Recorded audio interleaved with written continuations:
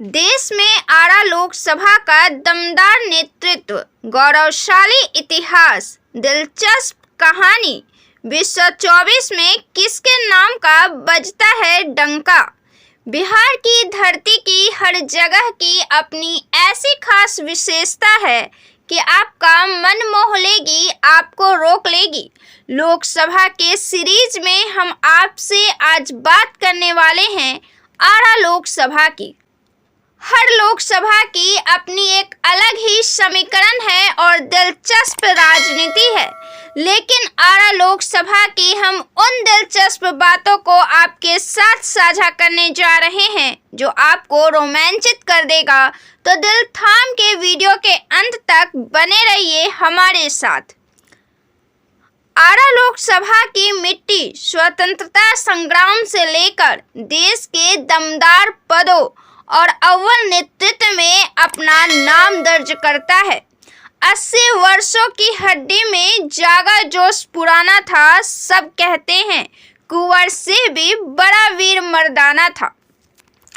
बाबू वीर कुंवर सिंह पहली लोकसभा स्पीकर मीरा कुमार और इनके पिता देश के पहले दलित डिप्टी पीएम जगजीवन राम, लोस में पहले प्रतिपक्ष नेता राम सुभग सिंह, सभी आरा लोकसभा की मिट्टी के ही उपज हैं।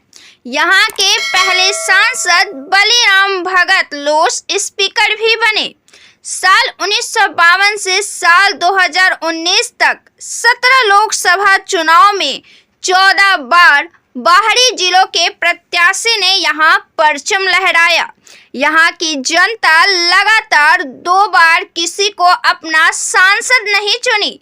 5 सालों में उनको रास्ता दिखा दिया, लेकिन कुछ नाम जरूर हैं जिनको जनता ने दोबारा मौका दिया और अपना विश्वास जताया। साल 2014 में पहली बार यहाँ मोदी के लहर में भाजपा का खाता खुला और मोदी के आंधे में लालू भी उड़ गए और आर.के. सिंह, जिन पर पार्टी ने विश्वास जताया, उन्होंने दूसरी बार यहाँ खाता खोला और लगातार 2014 के बाद 2019 में जीत दर्ज की। इसके पहले साल 1952 से 1971 तक लगातार 5 बार बलिराम भगत सांसद चुने गए थे और वे कांग्रेस पार्टी से थे। अंतिम बार 1984 में कांग्रेस इंदिरा गांधी की मृत्यु के सहानुभूति लहर में जीत दर्ज की। साल 1977 और 1980 में भारतीय लोकदल और जनता पार्टी सोशलिस्ट से चंद्रदेव वर्मा लगातार 2 बार जीत दर्ज किए थे। सूत्रों के मुताबिक यहाँ की जनता का यह कहना है कि संसद भवन में हम उन्हें ही अपने जनप्रतिनिधि के तौर पर भेजते हैं जिन पर हमें आशा से अधिक उम्मीद होता है। वे हमारे हित में काम करेंगे, हमारे हित के लिए लड़ेंगे। साल 1979 में वीपी की लहर थी, लेकिन इस लहर के खिलाफ जाकर भाकपा माले ने पहली दफा इस सीट पर अपने लिए दरवाजा खोला। पहली बार अति पिछड़ा वर्ग से राम नरेश प्रसाद ने जीत हासिल की। इसके पहले तक केवल एक दफे छोड़कर यहाँ यदुवंशी और कुशवंशी का ही वर्चस्व रहा है।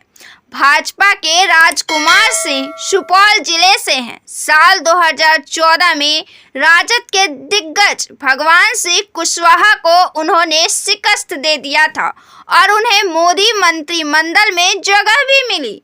साल 2019 में भी इन्होंने भाकपा माले राजू यादव को हराया था। इनको 5,66,480 वोट मिला था।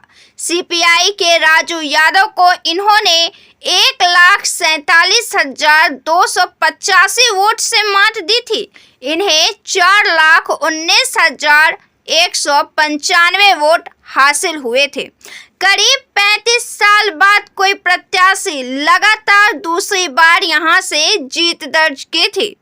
वहीं मौजूदा राजनीतिक समीकरणों की बात करें तो इस सीट पर भोजपुरी अभिनेता पवन सिंह ने भी अपनी दावेदारी यह कहते हुए ठोक दिया है कि मैं बीजेपी का कार्यकर्ता हूँ, सेवक हूँ, सिपाही हूँ। अगर मौका मिले तो यहाँ से मैं लोकसभा चुनाव लड़ने को तैयार हूँ।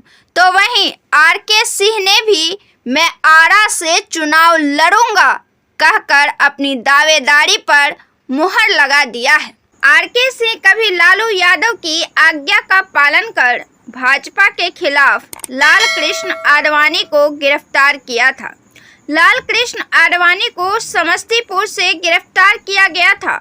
वे राम रथ यात्रा की अगुवाई कर रहे थे। वहीं साल 1999 में गृह मंत्री आडवाणी ने आरके सिंह को 5 सालों के लिए गृह मंत्रालय में संयुक्त सचिव के रूप में कार्य करने को लेकर मनोनीत कर दिया। उनका यह कार्यकाल 30 जून 2011 से जून 2013 तक भारत के केंद्रीय गृह सचिव रहे और यहां से सेवानिवृत्त होने पर चुनावी मैदान में कूद पड़े और 35 साल का रिकॉर्ड उन्होंने तोड़ दिया।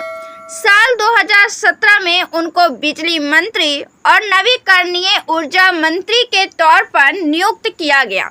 उनके अच्छे काम को देखते हुए उन्हें साल 2021 में कैबिनेट मंत्री का पद दिया गया। उनकी शिक्षा की बात करें तो वे स्नातक अंग्रेजी साहित्य से किए हैं।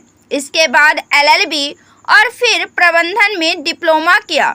उन्होंने दिल्ली विश्वविद्यालय, मगध विश्वविद्यालय, Delft university of technology Netherland से पढ़ाई की है।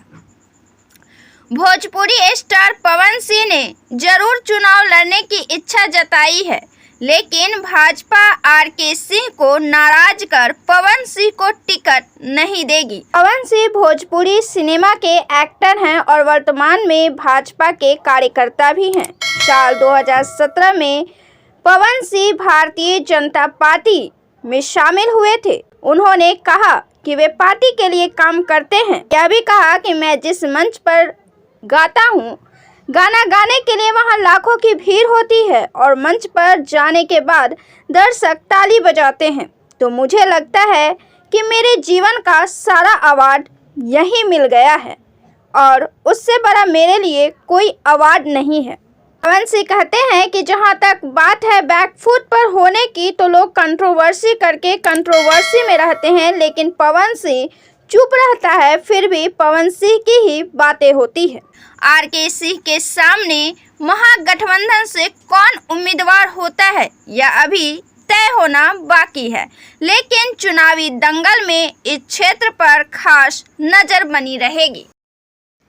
आपकी पहली पसंद कौन है, आरके सिंह या पवन सिंह? अपना जवाब कमेंट बॉक्स में जरूर दें। वीडियो कैसा लगा हमें जरूर बताएं। वीडियो को लाइक करें, शेयर करें, हमारे चैनल को सब्सक्राइब जरूर से कर लें। फिर हम मिलते हैं आपसे इसी सीरीज में अगले लोकसभा क्षेत्र के साथ। तब तक के लिए मुझे दीजिए इजाजत। धन्यवाद।